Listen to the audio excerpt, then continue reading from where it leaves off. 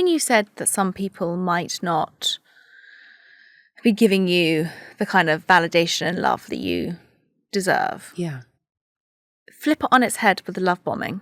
Yeah. Now, I don't know if I don't think I wanted to bring this up, but it felt very kind of actionable after what you said, because I don't want to like kind of conjure the term narcissist too much, because I do think it's a very inflated overused. word. Yeah. Yeah. But there are narcissists out there. There are. I think we all partly are a narcissist, to be honest. We all partly have a self-indulgent part to us. Yeah, yeah. And social media is making us all. Exactly. But love bombing is a really interesting kind of moment, I think, in dating. And so somebody can make you feel on top of the world. So it's a very hard situation to navigate of, is this a genuine affection and love that someone's giving me, or am I being love bombed? Yeah. How do you navigate that? Yeah. Yes. So, I mean, I guess everyone who's listening knows what love bombing is, but just to be clear, it is when someone is really bombarding you, right, with affection, declarations of their feelings for you, how amazing you are, you're the greatest thing since sliced bread.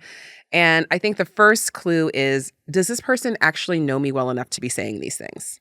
Right. And I think there's a scale of love bombing, right? So I think there are people who their hearts might be in the right place, but they really see that as courtship. Yeah. They're like, that's what you're supposed to do.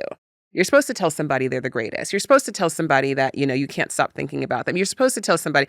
And so I think you have to kind of navigate, is it that, or is this somebody who's actually actively trying to manipulate me?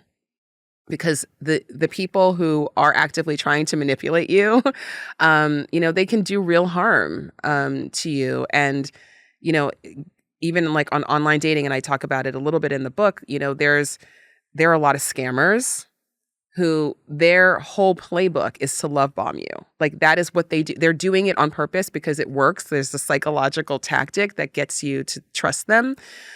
So I think if anybody is ever wondering, like, is this love bombing? Is this not? Just know if this person is really that crazy about you, if this is right, it's going to be right a month from now. It's going to be right 6 months from now. So there is no rush. And I think if somebody is love bombing you and they're pressuring you to like move things forward very quickly, that is a big red flag. And it's also an opportunity to communicate. Like, say you like this person, you're like, okay, I'm interested, but this feels like too much, too soon, to communicate that. To say, you know what, I'm really into you. I'm really enjoying getting to know you. I want to take things slow, right? So can you respect that? And if they can, then great. And if they can't, and they're just going ahead with their agenda, that's a really big red flag. That actually leads me to a really interesting point. What is the natural development of a relationship? Like, what's a healthy development? It's hard to say because it's different for everyone. But I think that, the more that you can feel like I am both grounded and uplifted at the same time, that's really the balance that you want to feel. If you feel like this feels like a movie, this feels like a fantasy, this feels like, every fairy tale I've ever, like, that to me is a sign that, okay, I think there's not enough grounding here for you to know for certain whether or not you're on the right path. Or you're getting carried away. Literally like a helium balloon. Yeah. But sometimes it can feel like that at the beginning of a relationship. The rush, the hormones, the oxytocin. No, it's so exciting. It can feel like you forget where you are. It's so exciting. And it's something to really also just know about yourself. I mean, one of the things that I talk about in the book is I have these 4 dating archetypes. Yes, let's go through those actually. Yeah. And so really quickly, so there's the avoider. And so the avoider is a person who avoids. They avoid romantic relationships. They avoid dating. They may avoid talking about dating. You may not have any idea that they have any interest in anything romantic because it's just not a thing that they acknowledge. And then there's the looper, and that's somebody who they're in it, they're dating, they're trying, they're putting themselves out there, but they're stuck in some type of pattern that just keeps repeating, whether it's like, I keep on having relationships that last for 2 months, or everyone that I meet turns out that they have another partner that I just found out about, or, whatever that frustrating pattern is. And then there's the surfer, and the surfer is the one who really they dive in head first, right? It's like, ooh, they see that person coming. They're like, yes, the chemistry, the excitement, the oxytocin, all of it, the dopamine. They're like, yes, yes, yes, yes. And they take that initial wave as like a sign that this person is right for me. And then quickly, the last is the sailor. And the sailors are people who are very in control of their love journey. Like sailors, you might call them serial monogamous, relationship people. Sailors are just those people that you're like, you have another committed partnership, and you're like, how did you do that, right? But I think but going back to this love bombing question, a lot of surfers can get caught up in this, right? And that chemistry and that excitement. So you have to kind of know yourself and know your pattern.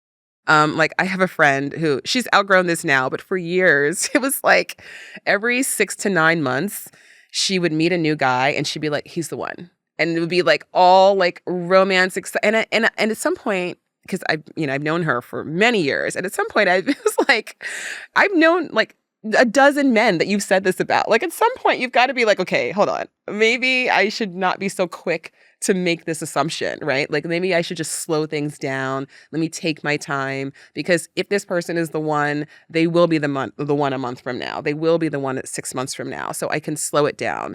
So a lot of this is about knowing yourself and where you are on this journey, because if you know that you're a person who gets carried away very easily, which is easy to do, then it doesn't mean I'm not trying to like stamp out the excitement and the romance, but also it's like, okay, I can be excited, but I can also take my time. And I can also learn from what hasn't worked in the past, because maybe in the past, when I feel this excitement, I overlook character. I overlook whether or not we're on the same page about what we actually want in a relationship or what we're ready for right now. Because a lot of the things that lead us astray, we can course correct just by learning from what we've already been through. And so that's one of the reasons in the book where there's a lot of exercises in the book, because I want people to like do this inquiry, like this audit for themselves, be like, okay, yeah, I do get carried away and I do overlook this red flag and that red flag. And okay, I just won't do that anymore. So I can start to be elevated and excited, but also be more grounded. Yeah. What's been the biggest learning for you in this last 12 years? That how much that love is an inside job. That's the biggest thing. When I started as a matchmaker, I went to matchmaking school and I was like, I'm going to introduce everyone to their perfect partner. This is going to be amazing. I bet everyone wants you at their dinner party. Invite Francesca, she's a matchmaker. Invite Francesca, she's a matchmaker. I was like, this is going to be the best thing ever. And then when I started working with clients, I realized that there were so many people that no matter how much they wanted that love, they wanted that commitment, they wanted that connection, they just were not open to it. They just weren't open to it. And that was the big differentiator between the people who I could match, I don't want to say easily, but like with relative ease, versus people that it's like, you could introduce them to 100 people and it did not matter, because it doesn't matter who they met. They were always finding a way to not let that person in, right? To not let that flourish. And so that's actually why I transitioned from matchmaking to coaching, is because I realized that the people that I could match were the people who were really willing to look at themselves. They were willing to do that work. They were willing to say like, okay, yeah, I do have a lot of fear around being seen. So, okay, actually that's something I need to work on. Versus the people who are like, nope, I just want what I want. And they just wanted to keep going and just keep meeting people and just keep having that plowing through, head down. I don't care. I don't want to look at myself. And so I realized like, oh, this is actually about coaching people to be their own matchmaker. That's the secret sauce here. So yeah, it's the inside job. And honestly, I understand if people have any resistance to hearing that, because if I had not done this for 12 years, I probably wouldn't get it either. But when you're looking at other people and you have a front row seat to other people's love journey, you see so much, you learn so much that you just never could see in yourself.